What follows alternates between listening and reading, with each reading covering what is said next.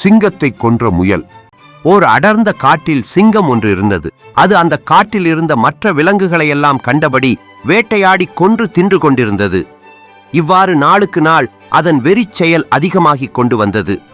இதை கண்ட மற்ற விலங்குகளெல்லாம் ஒன்றாக கூடி அந்த சிங்கத்தினிடம் சென்றன. சிங்கம் இந்த காட்டில் உள்ள விலங்குகளையெல்லாம் கண்டபடி வீணாக கொன்று கொண்டிருக்க வேண்டாம். அப்படி செய்து கொண்டிருந்தால் விரைவில் இந்த காட்டில் விலங்குகளே இல்லாமல் போய்விடும். ஆகையால் நாங்கள் இதற்கு ஒரு ஏற்பாடு செய்கிறோம். நாள் ஒன்றுக்கு ஒரு விலங்கு ஆக உனக்கு இரையாக அனுப்பி கொண்டிருக்கிறோம் என்று கூறியது. சிங்கம் இந்த ஏற்பாட்டுக்கு ஒப்புக்கொண்டது. அதுபோல் ஒவ்வொரு நாளும் ஒவ்வொரு விலங்காக வந்து சிங்கத்திற்கு இரையாகிக் கொண்டிருந்தன. ஒரு நாள் ஒரு முயலின் முறை வந்தது. இனி நாம் பிழைக்க முடியாது, இருந்தாலும் ஒரு முயற்சி செய்து பார்க்கலாம்.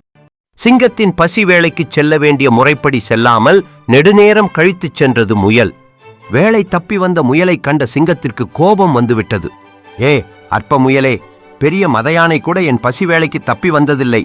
நீ ஏன் பிந்தி வந்தாய் என்று சீற்றியது. ஐயா, கோபம் கொள்ளாதீர்கள். உங்கள் பசி வேளைக்கு சரியாக வந்து சேர வேண்டும் என்று சரியான நேரத்தில்தான் புறப்பட்டேன். ஆனால் வழியில் மற்றொரு கொடிய சிங்கத்தை கண்டு எங்கே அதன் கண்ணில் பட்டால் அதற்கு இரையாகி விடுவோமோ என்று பயந்து ஓரிடத்தில் ஒளிந்து கொண்டிருந்தேன். மெல்ல மெல்ல அந்த சிங்கம் அங்கிருந்த ஒரு பெரிய குகைக்குள் நுழைந்து சென்றதை கண்ட பிறகு வெளிப்பட்டு வேகமாக உங்களிடம் வந்து சேர்ந்தேன் என்றது அந்த முயல். என்னை தவிர இன்னொரு சிங்கமும் இந்த காட்டில் இருக்கிறதா? எங்கே அதை காட்டு பார்க்கலாம் என்றது சிங்கம். உடனே முயல் சிங்கத்தை அழைத்துக் கொண்டு போய் பக்கத்தில் இருந்த ஒரு பாழுங்கிணற்றை காட்டியது. சேரும் நீருமாக இருந்த அந்த கிணற்றுக்குள் சிங்கம் எட்டி பார்த்தது. தெளிவாக கிடந்த அந்த கிணற்று நீரில் சிங்கத்தின் நிழல் தெரிந்தது. முயல் சொல்லிய மற்றொரு சிங்கம் அதுதான் என்று எண்ணிய அந்த மூடச் சிங்கம் ஆத்திரங்கொண்டு கிணற்றுக்குள்ளே பாய்ந்தது.